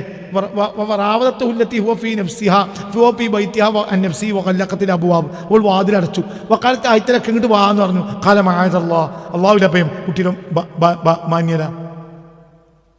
ഇന്ന റബ്ബി അഹ്സന മസ്വായ, എൻ്റെ കാര്യങ്ങളൊക്കെ എൻ്റെ റബ്ബ് ഭംഗിയാക്കി തന്നിട്ട് ഞാൻ റബ്ബിനെതിരെ ചെയ്യൂല എന്ന്. അങ്ങനെ കുട്ടിയെ പിടിക്കുമെന്ന് കണ്ടപ്പോൾ കുട്ടി ഓടി. എങ്ങോട്ട്? വസ്തബക്കൽ ബാബ. രണ്ടും കൂടെ യൂസുഫ് മുന്നിൽ ഓടി, ഓള് ബാക്കിൽ ഓടി. വസ്തബക്കൽ ബാബ. മനസ്സിലായോ? അത് കുട്ടിയുടെ മാന്യത. മനസ്സിലായല്ലോ? മായതല്ല എന്ന് പറഞ്ഞ കുട്ടിയുടെ മാന്യത. വാതിൽക്കലേക്ക് ഓടിയത് അത് മാന്യത. യുവാവാണ്, കുട്ടിയല്ല, ഇപ്പം യുവാവാണ്. ഓടി. എന്തുകൊണ്ട്? ഒന്ന് ആ പ്രായത്തിലുള്ള ഒരു യുവാവിനെ സംബന്ധിച്ചിടത്തോളം സുന്ദരിയായ ഒരാളും അറിയാത്തൊരു തോന്നിയാസത്തിലേക്ക് ക്ഷണിക്കപ്പെട്ടാൽ സ്വാഭാവികമായും അതിലേക്ക് വഴിപ്പെട്ടു പോകുമല്ലോ. അതേസമയത്ത് വഴിപ്പെട്ടില്ല. കാരണം ഇതാരാണ്? റസൂലുള്ള പറഞ്ഞു ഇതാരാണ്? മാന്യനാണ്. ആചാര്യ തോന്നിയാസം ചെയ്യൂല, തോന്നിയാസം ഒരിക്കലും ചെയ്യൂല. അപ്പോൾ മാന്യത എന്ന്. അപ്പോൾ പിന്നെ നിങ്ങൾ കേട്ടോളൂ അടുത്ത കാര്യം. ഇനി അവിടെ കുറച്ച് സംഭവങ്ങൾ ഉണ്ടാകുന്നുണ്ട്. ഇത് പുറത്തെറിഞ്ഞു. കാരണം ഇത് അയാൾ കണ്ടു. പിന്നെ എന്ത് ചെയ്തു? ഒരു ജഡ്ജിൻ്റെ അടുത്ത് കൊണ്ടുപോയി ഇതിലാരാ കുറ്റം ചെയ്തതെന്ന് അറിയാൻ വേണ്ടി. അപ്പോൾ അയാൾ പറഞ്ഞു കുപ്പായം മുന്നിൽ നിന്നാണ് കയറിയെങ്കിൽ യൂസുഫാണ് ഉത്തരവാദി, കുപ്പായം ബാക്കിൽ നിന്നാണ് കയറിയെങ്കിൽ സുലൈഖാണ് ഉത്തരവാദി എന്നും ജഡ്ജി പറഞ്ഞു. അപ്പോൾ ഇത് പുറത്ത് വന്നു. അവരുടെ ഇടയിൽ കുറച്ച് അവർ ടോപ്പ് കുടുംബങ്ങളാണ്. അപ്പോൾ അവരുടെ ഇടയിൽപ്പെട്ട പ്രധാനപ്പെട്ട ഒരാളെടുത്ത് കൊണ്ട് നാളെ ഇത് പുറത്ത് അറിയാനും പാടില്ല. എന്നാൽ അവരെ കൂട്ടത്തിൽ കാര്യം ചെയ്യുന്നതിനടുത്ത് കൊണ്ടുപോയി പറഞ്ഞു. എന്തു പറഞ്ഞു? ബാക്കിൽ മുന്നിൽ നിന്ന് കുപ്പായം കയറി കുപ്പായം പരിശോധിക്കണം. കുപ്പായം മുന്നിൽ നിന്ന് കയറിയിട്ടുണ്ടെങ്കിൽ യൂസുഫിൻ്റെ ഉത്തരവാദി, കുപ്പായം ബാക്കിനാണ് കയറിയെങ്കിൽ സുലൈഖാൻ ഉത്തരവാദി എന്ന്. അപ്പം നാട്ടിലെ വിഷയം. പിന്നെ അവർക്കിടയിൽ ഇപ്പം ജഡ്ജിക്ക് നിങ്ങളുണ്ടാവുമല്ലോ, ജി പറഞ്ഞ വർത്താനം. ജഡ്ജിയെ ഇവരെ കുടുംബത്തിൽപ്പെട്ട ഇവരൊക്കെ ഫിറായൻ കുടുംബം. അപ്പം ജഡ്ജി എന്ത് പോയിട്ട് പറഞ്ഞിട്ടുണ്ടാവും പെണ്ണുങ്ങളോട് പിന്നെ ഒന്ന് പറഞ്ഞ നാട്ടിൽ അറിയാക്കൂലല്ലോ. അപ്പം അവൾ വേഗം അപ്പുറത്തെ ആളോട് പറഞ്ഞു. 5 പെണ്ണുങ്ങൾ, പ്രഭുകുമാരികളായ 5 പെണ്ണുങ്ങൾ ഇത് ചർച്ചയാക്കിയെന്നാണ് ചില തഫ്സീറിലുള്ളത്. അതായത് ഇയാളെപ്പോലെ രാജകുടുംബത്തിൽ സ്ഥാനമുള്ള 5 ആളുകൾ, രാജാവിൻ്റെ ജുലസാ, രാജാവിൻ്റെ തൊട്ടടുത്തിരിക്കുന്ന 5 പ്രഭുക്കളുണ്ട്. അതിൽപ്പെട്ട 6ാമത്തെ പ്രഭുവാണ് ഇയാൾ. അതിൽപ്പെട്ട 5 പ്രഭുക്കളുണ്ട്. ഓരോ പെണ്ണുങ്ങളൊക്കെ അറിഞ്ഞു. അപ്പോൾ ഓരോ തമ്മിൽ പറയാൻ തുടങ്ങി. ഓരോ കൊട്ടാരത്തിലത് ചർച്ചയായി. പിന്നെ അറിഞ്ഞില്ലേ വർത്താനം? നമ്മളെ ധനകാര്യമന്ത്രിൻ്റെ പെണ്ണുങ്ങൾ സുലൈഖല്ലേ, ഓള് കാട്ടിക്കൂട്ടി തോന്നിയാസം. ഓളിപ്പോൾ അവിടെ പാർക്കുന്ന ഒരു കുട്ടീനെ പിന്നാലേത്ത എന്ന് മനസ്സിലായി പറഞ്ഞത്. അവരുടെ ചർച്ചയായി. അപ്പോൾ ചർച്ചയായപ്പോൾ സുലൈഖ വലിയ വിളവത്തിയാണ്. ഇല്ലാത്തവർക്ക് ഇതൊന്നും നടക്കൂലല്ലോ. സുലൈഖ ഏതായാലും വിളവത്തിയെന്ന് ഉറപ്പല്ലേ. സുലൈഖാനെ വിളവുകൾ കണ്ടോളി. സുലൈഖ എന്ത് ചെയ്തു? വക്കാല 30-ാമത്തെ നോക്ക്. വക്കാല നിസ്വത്തുമിൽ മദീന, ആ പട്ടണത്തിലെ പെണ്ണുങ്ങൾ പറഞ്ഞു. ഇതിൽ പ്രധാനപ്പെട്ടത് പ്രഭുക്കളായ 5 പ്രഭുക്കളെ ഭാര്യമാർ പ്രഭുക്കൾ അറിഞ്ഞു. ജഡ്ജി വേറൊരു പ്രഭുവിനോട് പറഞ്ഞിട്ടുണ്ടാവും, പഠിച്ചോനെ ഓരൊക്കെ അവിടുത്തെ അവസ്ഥ എന്താ പറഞ്ഞിട്ടുണ്ടാവും, പെണ്ണുങ്ങളോട് പറഞ്ഞിട്ടുണ്ടാവും. അപ്പോൾ കാട്ടുതീ പോലെ ഒരു ദിവസം നേരം കൊടുത്തുപോയതിന് 5 പ്രഭുക്കളും അവരെ കൊട്ടാരത്തിലും വലിയ വലിയ പെണ്ണുങ്ങളും കാര്യങ്ങളും ഇതൊക്കെ വർത്താനം അറിഞ്ഞു. വക്കാല നിസ്വത്തുമിൽ മദീന, ആ പട്ടണത്തിലെ വലിയ വലിയ പ്രധാനപ്പെട്ട പെണ്ണുങ്ങൾ പറയാൻ തുടങ്ങി. ഇമ്രാത്തുൽ അസീസി, നമ്മളെ ധനകാര്യമന്ത്രിയുടെ പെണ്ണുങ്ങളെ തുറാബിദു ഫതാ, അവിടെ പാർക്കണ ആ ബാല്യക്കാരൻ്റെ പിന്നാലെ എത്ര ഓനെ എങ്ങനെയെങ്കിലും പാട്ടിലാക്കാൻ നോക്കാവുള്ളൂ. ഓനെ നഫ്സിനെ കിട്ടാൻ വേണ്ടി. അത് ഷഖഫഹ ഹുബ്ബ, അവൾ ഓങ്ങോട്ട് പ്രേമിച്ചിങ്ങോട്ട് കണ്ണ് മറിഞ്ഞിട്ട് നോക്ക് ആ കുട്ടിനോട്. ആ ബാല്യക്കാരനെ പ്രേമിച്ച് നടക്കാത്രേ ഓനെ പാട്ടിലാക്കാൻ നോക്കുകയാണ് ആര്? നമ്മളെ ധനകാര്യമന്ത്രിയുടെ പെണ്ണുങ്ങൾ. ഇപ്പോൾ വല്ലാത്ത ഇന്നാലെ നറാഹ, വല്ലാത്തൊരു മോശപ്പെട്ടോളം തന്നെയാണ് ഓള്. ഇന്നാലെ നറാഹ ഫി ളലാലി മുബീൻ. ഫലമ്മാ സമയത്ത്, അപ്പോൾ സുലൈഖ അറിഞ്ഞു, കേട്ടു. ബി മക്രിഹിന്ന, ഇവരിങ്ങനെ എന്തായി ഇവരെ ഇവർ ബി മക്രിഹിന്ന, ഇവരിങ്ങനെ ഗൂഢതന്ത്രം പ്രയോഗിക്കുന്നുണ്ട്, എനിക്കെതിരെ നാടാകെ പാട്ടാക്കുന്നുണ്ട് എന്ന വിവരം ആരറിഞ്ഞു? അപ്പോൾ അർസലത്തിയിലയിന്ന ഒരു നാളെ ഉച്ച ഭക്ഷണത്തിന് എല്ലാവരും ഇങ്ങോട്ട് വരിയെന്ന് പറഞ്ഞു. അവർക്കൊക്കെ ഇരിക്കാനുള്ള ഇരിപ്പിടങ്ങളൊക്കെ നല്ല നല്ല കുഷനിട്ട് നല്ല കസേരി മറ്റൊക്കെ ഓരൊക്കെ ശരിക്കണം ഇരുന്നിട്ട് കാണണ്ടൊക്കെ ഓരോ കണ്ടോട്ടെ എന്നുവെച്ചാൽ അരച്ചന്തിമ ഇരുന്നാണ് പിന്നെ ശരിക്കും കാണാൻ കഴിയൂല. ഭയങ്കര ആയത്തൊക്കെ കാണാൻ ശൈലിയൊക്കെ വായത്തരത്ത് അവൾ ഒരുക്കി കൊടുത്തു സുലൈഖ ലഹുന്ന, ഈ പ്രഭുകുമാരികൾക്ക് മുത്തക്കൻ നല്ല ചാരി ഇരുന്ന് കാണാൻ പറ്റിയ സിനിമയൊക്കെ കാണാൻ പറ്റിയ കോലത്തിൽ ഉള്ള ഇരിപ്പിടമൊക്കെ ഒരുക്കി കൊടുത്തു. ആർക്ക്? ഈ പെണ്ണുങ്ങൾക്ക്. പിന്നെ വാത്തത്ത് കുല്ലവാഹിനത്തിൽ മിൻഹുന്ന സിക്കീനൻ, ഓരോ കയ്യിൽ എന്തും കൊടുത്തു?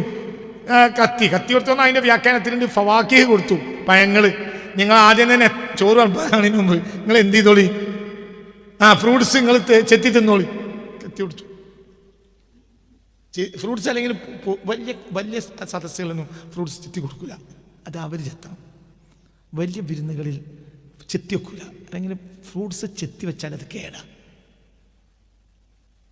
അത് വിരുന്നിൻ്റെ ബഹുമാന്യതയാണ്. നിങ്ങൾ രാജകൊട്ടാരത്തിൽ ചെന്നാൽ രാജവിരുന്നിൽ പങ്കെടുത്താൽ മുറിച്ചാപ്പിൾ കിട്ടൂല. 5 സ്റ്റാർ ഹോട്ടലിൽ അങ്ങനെ തന്നെയല്ലേ? 5 സ്റ്റാർ ഹോട്ടലിൽ മുഴുവനും ഫ്രൂട്ട്സ് അങ്ങനെ വെക്കുക. ഞാൻ കഴിച്ചതാണ്. എത്രയോ പല യാത്രകളിൽ നമ്മൾ 5 സ്റ്റാർ ഹോട്ടലിൽ താമസിക്കും.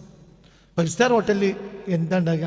ഒരു നല്ല കൊട്ട, ആ കൊട്ട അല്ലെ അങ്ങനെ തന്നെയല്ലേ? യാത്രക്കാർ ചെയ്തവർക്ക് അറിയാം. ഫലസ്തീനും മറ്റൊക്കെ പലവട്ടം ഞാൻ പോയിട്ടുണ്ട്.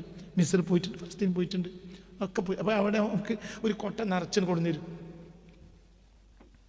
ഒരു കൊട്ട നിറച്ച്. അപ്പോൾ അതാണ് രാജശൈലി, അങ്ങനെയാണ്. അപ്പോൾ ഇവർക്ക് ഇനി ഓലക്ക് ചെത്തേണ്ടവർക്ക് ചെത്തിക്കോട്ടെ എന്ന് വിചാരിച്ചിട്ട് എന്ത് കൊടുത്തു? കത്തിയും കൊടുത്തു, ഫ്രൂട്ട്സും കൊടുത്തു. അതാണ് ആ ശൈലി, രാജശൈലിയാണത്. അത് കൊടുത്തു. കാലത്ത് ഇവർ ചെത്താൻ തുടങ്ങിയപ്പോൾ യൂസുഫിനോട് സുലൈഖ പറഞ്ഞു, എന്ത്? ഉഖ്റുജിലൈന അലൈന, നെഞ്ചുമേലാണ്ട് ഇറങ്ങിക്കോ. ഫലമ്മാ റഅയ്നഹു, യൂസുഫിനെ കണ്ടപ്പോൾ അക്ബർനഹു, അവരന്തം വിട്ടുപോയി. വഖത്താന, അന്തം വിടുന്നതിൻ്റെ ഇടയിൽ വഖത്താന ആയിദേവുന്ന, അവരവരുടെ കയ്യിന് ചെത്തി. ഹാശല, പാടിച്ചോനെ, അതതിൻ്റെ ഭാഷാർത്ഥം. വക്കുല്ല ഹാശലില്ല, പാടിച്ചോനെ. നമ്മളെ മലപ്പുറം ഭാഷയിൽ പറഞ്ഞാൽ അതതിൻ്റെ അർത്ഥം. അതാ ഭാഷ, ഇത് മനുഷ്യനല്ല, ഇനി അതാ ഇല്ല മലക്കും കരീം, ഇതൊരു ബഹുമാനപ്പെട്ട മലക്കാണ്, സാധാരണ മലക്കുമല്ല. സാധാരണ മലക്കൊന്നും ഇത്ര ചെറുക്കുണ്ടാവില്ല. എന്താ മനുഷ്യനല്ല, മനസ്സിലായില്ലേ? ഇനി അതാ ഇല്ല മലക്കും കരീം, അല്ലാത്തൊരു ബഹുമാനപ്പെട്ട, ഒരു ബഹുമാനിക്കപ്പെട്ട മലക്കല്ലാതെ അത് മനുഷ്യനല്ലോ. അപ്പൊ സുലേഖ പുറത്തേക്ക് ചാടി. കാലത്ത് സുലേഖ പറഞ്ഞു, ഫദാലിക്കുന്നില്ലീ, ഇപ്പൊ ഈ ആളെ കാര്യത്തിലാണ് ഇപ്പൊ നിങ്ങളെന്നെ ആക്ഷേപിച്ച്, നിങ്ങളിപ്പോ കയ്യൊന്നും ചെത്തിയിട്ടില്ല, നിങ്ങൾ എന്നെക്കാളും മതി മക്കൾ. ഞാൻ പോകപ്പെടെ ഉണ്ടായതുകൊണ്ട് ഞാൻ കലവരെ എന്തില്ല, കയ്യ മുറിച്ചിടുന്നു. നിങ്ങളിപ്പോ ഈ ഒരാളെ കാര്യത്തിലാണ് ഇപ്പൊ നിങ്ങൾ ഇന്നെ ഇതുവരെ ഇപ്പൊ ഈ ഉള്ളിൽ കൂടി കളിച്ചോണ്ടിരിക്കണം. നാട്ടുകാരോടൊക്കെ പറയാം ഞാൻ മോശപ്പെട്ട പെണ്ണാണ്. ഇപ്പൊ നിങ്ങളെ അവസ്ഥ എന്താ? നിന്റെ നാട്ടുകാരോട് ഞാൻ പറയാൻ പറ്റും, ഓളാ ചങ്ങനെ കണ്ട പോലെ കയ്യെത്തി, ഇന്നെക്കാളും മതി അപകടം നിങ്ങളല്ലേ. ഇത്തരം അപകടമൊന്നും ഞാൻ കാട്ടിയില്ല. നീ കേട്ടോളി, ആനെ റാവത്തു നഫ്സി, ഞാൻ ഓനെ പാട്ടിലാക്കുകന്നെ ചെയ്യും, പാട്ടിലാക്കാൻ നോക്കിയിട്ടുണ്ട്. ഫസ്തഅസമ, പക്ഷെ ഓൻ രക്ഷപ്പെടാൻ നോക്കുക ചെയ്ത്. ഓളെന്നെ പറഞ്ഞു, ഈ ബാല്യക്കാരൻ മാന്യനാണ്. തുറന്നു പറഞ്ഞു, അന്നെ റാവത്തു, ഞാൻ പാട്ടിലാക്കാൻ നോക്കി ഓനെ നഫ്സി, എനിക്ക് ഓനെ കിട്ടണം. അനറാവത്തു ലഖദ് റാവത്തുഹു, നിങ്ങൾ അന്നഫ്സി, ഓന്റെ തടി എനിക്ക് കിട്ടാൻ വേണ്ടി ഞാൻ ഓനെ പാട്ടിലാക്കാൻ നോക്കിയിട്ടുണ്ട്. ഉറപ്പന്നെ, നിങ്ങൾ കണ്ട മാതിരി കൂട്ടിക്കോളി. നിങ്ങളൊക്കെ അങ്ങനെ തന്നെ. ഫസ്തഅസമ, അവൻ പരമാവധി എന്നിൽ നിന്ന് രക്ഷപ്പെടുകയാണ്. ഓൻ എന്റെ ഇംഗിതത്തിന് വഴിപ്പെടുന്നില്ല. ഇനി കേട്ടോളി, എന്ത് ഞങ്ങൾ ഉറപ്പിച്ച്, നിങ്ങൾ ഇനി രഹസ്യാക്കണ്ട, പരസ്യമായിട്ട് തന്നെ ഞാൻ പറയാം. വലയില്ലം യഫാലും ആമുറു, എന്റെ പാട്ടിൽ ഓൻ വന്നിട്ടില്ലെങ്കിൽ ഓൻ ജയിലിൽ കിടും. ഇനിയിപ്പോ നിങ്ങളത് രഹസ്യമായിട്ട് അറിയണ്ട, ഞാൻ തന്നെയാണ് പറയാ. ഓൻ എന്നെ വ്യഭിചരിക്കേണ്ടി വരും, ഇല്ലെങ്കിൽ ഞാൻ ഓനെ ജയിലിലിടും. നിങ്ങൾക്കറിയാലോ ഞാൻ ആരാണ്. പക്ഷെ ഓൻ ഫസ്തഅസമ, ഓൻ രക്ഷപ്പെടാണ്. ഓൻ പരമാവധി മാന്യത സൂക്ഷിച്ച് രക്ഷപ്പെടാണ്. ഞാൻ വിടൂല. ഞാൻ പലവട്ടം നോക്കിയിട്ട് ഓനെ കിട്ടിയിട്ടില്ല. ഇനി എങ്ങാനും ഈ കളി ഓൻ കളിക്കുകയാണെങ്കിൽ ഞാനോനെ ചെയ്തു. മനസ്സിലായി പറഞ്ഞത്? നിങ്ങൾ ചിന്തിക്ക്. ഇനി അടുത്ത വാക്കെന്താ? കാല കാല കാല കാല യക്കൂനന്റെ മിന സ്വാഗരീൻ. അവൻ നീചനല്ലും നിസ്സാരന്മാരെ കൂട്ടത്തിൽ ഞാൻ ഓനെ ആക്കും. ഞാൻ ഓനെ നാട്ടിലില്ലാത്ത നോണയും മറ്റും ഓനെ കണ്ടാൽ പ്രചരിപ്പിക്കും, ജയിലിട്ടാണ് പൂട്ടും. കാല. അപ്പൊ യൂസുഫ് പറഞ്ഞു, റബ്ബി സിജ്നു അഹബ്ബു ഇലയ്യ, പഠിച്ചോനെ എനിക്ക് നല്ലത് ജയില. എന്താ കാരണം? മാന്യൻ.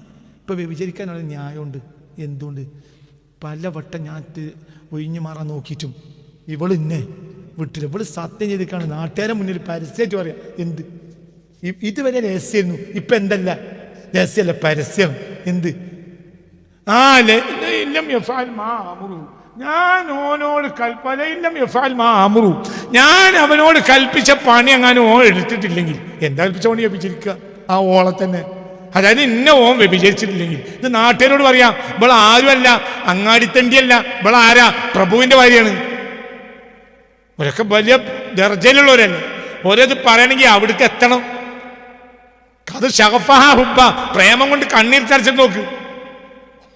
അപ്പൊ എന്താണെങ്കിലും ന്യായം ഉണ്ടല്ലോ യൂസുഫിന് അലൈഹിസ്സലാം. എന്ത്? ഓള് വിട്ടില്ല. ഞാൻ പല വെട്ടം നോക്കി. ഓളെ വീട്ടിലല്ലേ കഴിഞ്ഞ ജുസിൽ കഴിഞ്ഞ പേജ് പറഞ്ഞിട്ടുണ്ട്, ഒറാവത്ത് തുല്ലത്തി, ഈ യൂസുഫിനെ പാട്ടിലാക്കാൻ നോക്കി. ഹുവാ ഒരാള്, അല്ലത്തി ഒരു പെണ്ണ്. ഹുവാ ഈ യൂസുഫ് ബീ വൈത്തിയ ഓളെ പേരിലാണ്. എന്തിനാ അങ്ങനെ പറഞ്ഞത്? ഈ യൂസുഫ് അവളുടെ പേരിലാണ് പറക്കണ്. അവൾ പാട്ടിലാക്കാൻ നോക്കി എന്ന് പറഞ്ഞാൽ 99-100% പെട്ടു. കാരണം ഓളെ പേരിലല്ലേ പറക്കണ്. ഹുവ ഫീ ബൈത്തിഹ, നിന്റെ കൊട്ടാരത്തിന് പാർക്ക. മനസ്സിലായോ? ഞാനിവിടുത്തെ ദർജയുള്ള ആള് ജയിലിൽ കിടന്നൊക്കെ 1 മിനിറ്റ് മതി. ഞാൻ പുറത്തിറങ്ങിയാൽ ജയിലിൽ കിടന്ന് കൊണ്ടിരും. അപ്പൊ ന്യായമുണ്ട്. ഓളെ പൊരിലല്ലേ പറക്കണ്. അപ്പൊ എങ്ങനെയൊക്കെ ചതിക്കാലോ. മനസ്സിലായില്ല? ഖുർആൻ അവിടെ പറഞ്ഞത് ഹുവ ഹുവ ഫി ബൈത്തിഹ. ഹുവ ഹുവ പറേ ഹുവ യൂസുഫ് ഫി ബൈത്തിഹ. ഫി ബൈത്തിഹ സുലൈഖാന്റെ വീട്ടിലാണ്. എന്നിട്ടാണ് അവള് കളിച്ചത്. അപ്പൊ എന്താണ് വീണു?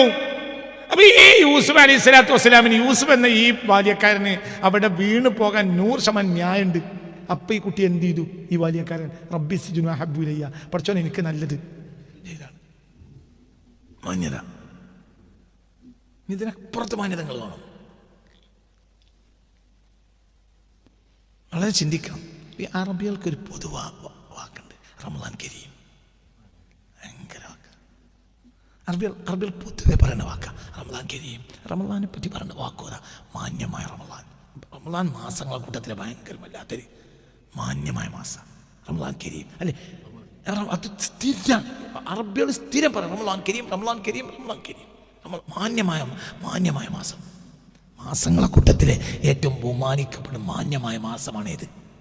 അതേ വാക്ക് ഇതന്നെ യൂസുഫ് നബി റസൂൽ പറഞ്ഞു, അൽ കരീം, മാന്യൻ. റമളാൻ പറ്റി പറയുന്ന വാക്കും എന്തെന്നെ?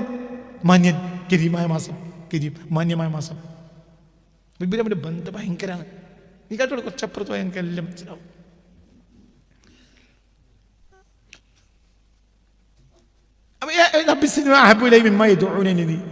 പഠിച്ചോനെ 33-ാമത്തെ ആയത്താണ് റബ്ബി സിജ്നു അഹബ്ബു ഇലയ്യ എന്ന് പറയുന്നത്. 34-ാമത്തെ ആയത്താണ് റബ്ബ് ഉത്തരം കൊടുത്തു. ഫസ്റഫ അൻഹു കൈദഹുന്ന, ആ പെണ്ണുങ്ങളെ ചതിയിൽ നിന്ന് പഠിച്ചോൻ രക്ഷപ്പെടുത്തി. എന്ത് ചെയ്തു? അപ്പോൾ ജയിലിൽ ചോദിച്ചു വാങ്ങി. കാരണം നാട്ടിൽ പാർക്കാൻ പറ്റൂലെങ്കിൽ പിന്നെ എവിടെ പാർക്കാനല്ലേ? ജയിൽ പാർക്കാൻ. ജയിലും മോശപ്പെട്ട സ്ഥലമൊന്നുമല്ല, മനസ്സിലായില്ല? നാട് മോശമാണെങ്കിൽ പിന്നെ നല്ലതെന്താ? ജയിൽ. നിങ്ങൾക്ക് തിരിഞ്ഞിട്ടില്ല. നാട് മോശമാണെങ്കിൽ ഇപ്പോൾ ഇവിടെ ഒരു ചതിയിൽ അകപ്പെടുമെന്ന്. എന്തിനാ ഈ ചതി? എന്തിനാ ഇപ്പോൾ ജയിലിൽ പോണത്? എന്തിനാ തിന്നാൻ കിട്ടായിട്ടാണോ? പറയാം. പാർക്കണം എവിടെ? കൊട്ടാരത്തിൽ. നിങ്ങൾക്ക് പറഞ്ഞ് മനസ്സിലായി എല്ലാ സൗകര്യവും. എന്നിട്ട് ഈ മനുഷ്യൻ കൊതിക്കണം. എന്തിനെ കൊതിക്കുന്നു? ജയിലിനെ. റബ്ബി സിജ്നു അഹബ്ബു ഇലയ്യ, പഠിച്ചോനെ എനിക്ക് ഏറ്റവും ഇഷ്ടം ഇനി എന്താണ്? ജയിലാണ്. അപ്പം ജയിലും ഇഷ്ടപ്പെടേണ്ട ഒരു കാലം മുഅ്മിനീങ്ങൾക്ക് വരും. ജയിലിൽ പോലും മോശപ്പെട്ട കാര്യമല്ല. നാട് മോശമാണെങ്കിൽ നല്ലത്. നാട്ടിൽ നിൽക്കുമെങ്കിൽ വ്യഭിചാരം, തോന്നിയാസം, തമ്മാടിത്തരം, അതിന് കൂട്ടുന്ന കൊടുക്കൽ ഉണ്ടാകുകയാണെങ്കിൽ പിന്നെ അത് ഇല്ലാത്ത സ്ഥലം അവിടെ ഏതാ? ജയിൽ. പിന്നെ ആണുങ്ങളെ സെല്ല് പാർത്താൽ പോലെ പെണ്ണിനെ കണ്ടല്ലോ. റബ്ബി സിജ്നു അഹബ്ബു ഇലയ്യ മിമ്മ യദഊനനി ഇലൈഹി. ഇവർ എന്നെ പ്രേരിപ്പിക്കുന്ന ഈ തെറ്റിലകപ്പെടുന്നതിനേക്കാൾ നല്ലത് എനിക്ക് എവിടെ കിടക്കല? ഇത് കിടക്കല. ജയിലിൽ പോയി. പിന്നെ നോക്കി നിങ്ങൾ, പിന്നെ വദഖല മഅഹു സിജ്ന ഫതയാനി. ഇനി 36-ാമത്തെ ആയത്ത് കണ്ടോളി. അവരും തീരുമാനിച്ചു ജയിലിൽ. അങ്ങനെ ജയിലിലിട്ടു. ജയിലിൽ വന്നു 2 ബാല്യക്കാർ. എന്നിട്ട് അവർ വന്ന് പറയാണ്, എന്തി ഇനി അറാനി ആസിറു ഹംറാ, ഞാൻ രാജാവിന് കള്ള് ഇങ്ങനെ പിഴിഞ്ഞു കൊടുക്കുന്നത് കണ്ടു. മറ്റേ ആൾ പറഞ്ഞു, ഇനി അറാനി അഹ്മിലു ഫൗഖ റസിയ ഖുബ്സാ തൗക്കുലു തൊയ്റു മിൻഹു, ഞാൻ എൻ്റെ തലയിൽ ഒരു കൊട്ടയിൽ പിന്നെ പത്തിരിട്ട് പോവുകയാണ്. അപ്പോൾ പത്തിരി ഇന്ന് പക്ഷി കൊത്തി തിന്നുന്നുണ്ട്. ഇങ്ങനെ ഞാൻ സ്വപ്നം കണ്ടു. അപ്പോൾ 2 സ്വപ്നം. ഒരാൾ പറഞ്ഞു, ഞാൻ രാജാവിന് എന്ത് ചെയ്തു? പിഴിഞ്ഞു കൊടുക്കുക, കള്ള് പിഴിഞ്ഞു കൊടുക്കുന്നത് കണ്ടു. ഒരാൾ പറഞ്ഞു, ഞാൻ പിന്നെ പത്തിരി ചുമന്ന് പോവുകയാണ്. അപ്പോൾ പത്തിരി കാക്ക കൊത്തിത്തുന്നുണ്ട്, പക്ഷി കൊത്തിത്തുന്നത് കണ്ടു. അപ്പോൾ എന്താ വ്യാഖ്യാനിച്ചു പറഞ്ഞു? ഞാൻ വ്യാഖ്യാനം പറഞ്ഞു തരാറ്. പിന്നെ വ്യാഖ്യാനം പറഞ്ഞു കൊടുത്തു. എന്താ വ്യാഖ്യാനം? വ്യാഖ്യാനം എന്താ വ്യാഖ്യാനം പറയാണ്. എന്ത് ഇങ്ങനെ പറഞ്ഞത്? എന്താ യാ സാഹിബിന് അമ്മ അഹദുക്കും ഫയസ്കി റബ്ബഹു ഖംറാ. 41-ാമത്തെ ആയത്ത്. 41-ാമത്തെ ആയത്തിലാണ് പറയുന്നത്, യാ സാഹിബിന് അമ്മ അഹദുക്കും ഫയസ്കി റബ്ബഹു ഖംറാ. തൻ്റെ യജമാനന് നിങ്ങളെ കൂട്ടത്തിൽ ഈ സ്വപ്നം കണ്ട കള്ളൊഴിച്ചു കൊടുക്കുന്ന സ്വപ്നം കണ്ട് എന്നെ അടുത്ത ദിവസം ജയിലിൽ നിന്ന് വിടും. ഇത് രാജാവിൻ്റെ അടുത്ത ആളാവും. ഇത് രാജാവിന് എന്ത് ചെയ്യും? കള്ളൊഴിച്ചു കൊടുക്കുന്ന പണി കിട്ടും. അമ്മ ലാഹറു. അപ്പം മറ്റേതോ യുസ്ലബു, എന്നെ കഴുമരത്തിൽ നാട്ടപ്പെടും. യൊക്കുലു തൊയ്റും മിൻ റസി. എന്നിട്ട് ജി അവിടെ കിടന്ന് ചാവും. എന്നിട്ട് അതിൻ്റെ തലയിൽ ആര് കൊത്തും? എൻ്റെ മൂർത്താവ് കൊത്തിത്തിന്നും. ആര്? പക്ഷി. ഇത് നടക്കുന്ന കാര്യമാണ്. ഇതിലൊന്നും പറയാനില്ല, സംഗതി നടക്കുന്ന പറഞ്ഞു. പിന്നെ അപ്പോൾ പിന്നെ അവിടെ ഞാൻ ഒരു വാക്ക് പറയുന്നുണ്ട്. എന്തെന്നറിയോ? കാലല്ലത് അന്നോ നാജി മിന്നുമ. അതിന് 42-ാമത്തെ ആയത്ത്. കാലലില്ലത് വന്ന അന്നോ നാജി മിൻഹുമ. ഈ കൂട്ടത്തിൽ രക്ഷപ്പെട്ട് ഒരാൾ അവിടെ ജയിലിൽ തന്നെ കഴിമരത്തിൽ നാട്ടും. ഒരാളോ അവിടെ രക്ഷപ്പെട്ടാണ് പോകുന്ന ആളുണ്ടല്ലോ, അയാളോട് പറഞ്ഞു, എന്ത് ഒതുക്കറി എന്ത് റബ്ബിക്കാൻ, എൻ്റെ യജമാൻ്റെ അടുത്ത് എന്നെപ്പറ്റി പറയണേ. അങ്ങനെ സാധന മനുഷ്യൻ അവിടെ ഉണ്ട്, ജയിലുണ്ട്. ഒന്ന് പറയണേ രാജാവിനോട്, ഒന്ന് പറയണേ. രാജാവിനെ കണ്ടുവച്ച് നോക്കാൻ പോകാണല്ലോ. ഇപ്പം ഇതുവരെ പാർത്തിരുന്നത് ആരെ കൊട്ടാരത്തിലാണ്? ധനകാര്യമന്ത്രിയുടെ. ഇനിയിപ്പോൾ ഇയാൾ എവിടേക്ക് പോവുകയാണ്? രാജാവിൻ്റെ കൊട്ടാരത്തേക്ക് രാജാവിന് കള്ള് ഒഴിച്ചു കൊടുക്കാൻ പണിക്ക് പോവുകയാണ് ഇയാൾ. അപ്പം ഇത് പോകുമ്പോൾ എൻ്റെ രാജാവിനെ കള്ള് ഒഴിച്ചു കൊടുക്കാൻ നേരത്തെ എന്ത് പറയണം? എന്നെ പറ്റിയൊന്ന് പറയണേ. ഒരു പാവം ഒരു സാധു ആ മറ്റേ പിന്നെ എല്ലാവരും കൂടി ആ ചതിയിലപ്പെടുത്തിയൊരു മനുഷ്യനാണ് ഇവിടെ ജയിലിൽ കിടക്കുന്നുണ്ട് കേട്ടോ എന്നൊന്ന് പറയണേ. എനിക്കത് നഷ്ടമല്ല എന്ന് പറയണേ. മാത്രമല്ല ഈ സ്വപ്നത്തിൽ വ്യാഖ്യാനം പറഞ്ഞു അങ്ങനെ തന്നെ നടന്നും ചെയ്തു. അപ്പം അയാൾ പറഞ്ഞേ ഇത്രയും ഉപകാരം ചെയ്തൊരു മനുഷ്യൻ ഞാനെങ്ങനെ പറയാതിരിക്കണം? അയാൾ പോയി എന്ന് ഫലിബി അങ്ങനെ പിന്നെ എന്താ ഉണ്ടായത്? 12 കൊല്ലം ഇയാളിത് പറഞ്ഞത് അയാൾ മറന്നുപോയി. അങ്ങനെ പാർത്തു. അപ്പോൾ 12 കൊല്ലം പാർത്തു, ജയിലിൽ പാർത്തു സയ്യിദ്നാ യൂസുഫ് അലൈഹിസ്സലാം. പിന്നൊരു സംഭവം ഉണ്ടായി. 12 കൊല്ലം കഴിഞ്ഞപ്പോൾ രാജാവ് സ്വപ്നം കണ്ടു. എന്താ രാജാവ് സ്വപ്നം? വഖാലൽ മലിക്കു ഇന്നി അറാ സബ്അ ബഖറാത്തിൻ സിമാനി യൗകുലുന സബ്അ ഇജാഫുൻ. 7 തടിച്ച പശുക്കളെ 7 മെലിഞ്ഞ പശുക്കൾ തിന്നുക.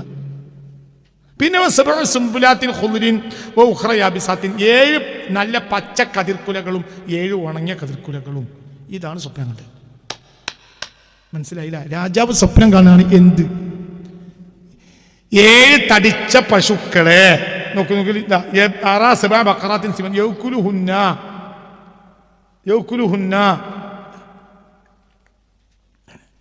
അവകളെ തിന്നാണ് സെബോൻ ഇജാഫുൻ മെലിഞ്ഞ 7 പശുക്കൾ. അപ്പൊ തടിച്ച 7 പശുക്കളെ മെലിഞ്ഞ 7 പശുക്കൾ തിന്നുന്നു. പിന്നെ എന്തു കണ്ടു?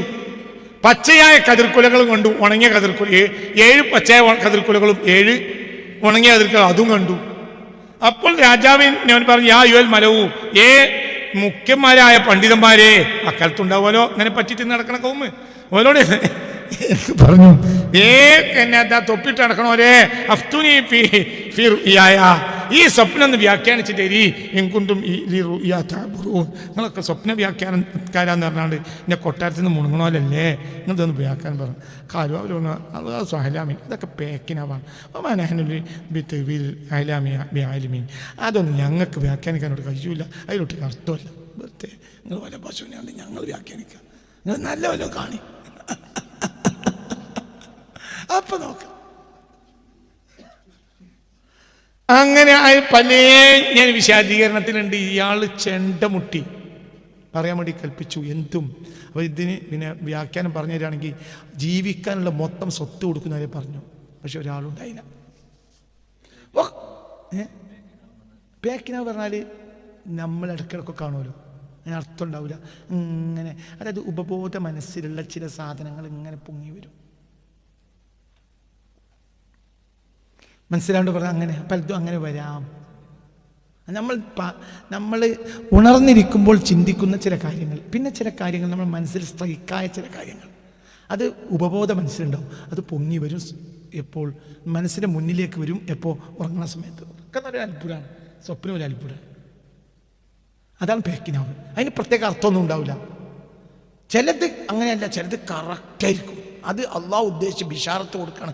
നേരത്തെ തന്നെ ചില ബിഷാറത്തുകൾ കൊടുക്കും.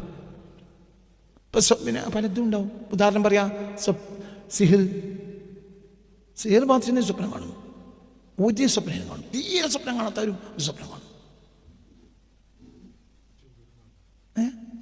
ചെയ്തവരെയും കാണാം. അത് അതിൻ്റെ ഇബ്താൽ ചെയ്യണം. ഇബ്താലേ കാണും, അല്ലെങ്കിൽ കാണില്ല.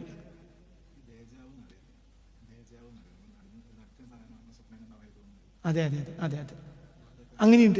അതൊക്കെ ബിഷാറത്തുകൾ അള്ളാഹു സുബ്ഹാനഹു വ തആല കാണിക്കുന്ന ചില സന്തോഷ വാർത്ത അറിയിക്കൽ. നേരത്തെ ഒരു ഇൻഫർമേഷൻ നേരത്തെ പഠിച്ചാൽ തരിക. നിനക്കൊരു ഇൻഫർമേഷൻ തരിക റബ്ബ് ഇങ്ങനെയൊക്കെ ഉണ്ട്.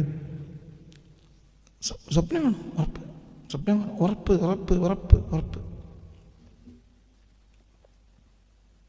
സ്വപ്നം കാണും. സെഹർ ബാധിച്ചൊരു സ്വപ്നം കാണും, ഉറപ്പ് സംരക്ഷിക്കണം. അപ്പം തുടക്കത്തിൽ പറഞ്ഞു ഞാൻ സ്വപ്നം കണ്ട പറയരുത്. പിന്നെ പറയാ, അത് വ്യാഖ്യാനിക്കാൻ കഴിയുന്ന ഒരാളോട് പോയി പറയാം. ഞാൻ നേരത്തെ ചില ക്ലാസ്സിലൊക്കെ ഞാൻ പറഞ്ഞിട്ടുണ്ട്, സ്വപ്നത്തിൻ്റെ ചില രീതികൾ പറഞ്ഞിട്ടുണ്ട്. വിശദീകരിക്കുന്നില്ല. അത് ഇനിയുണ്ട്.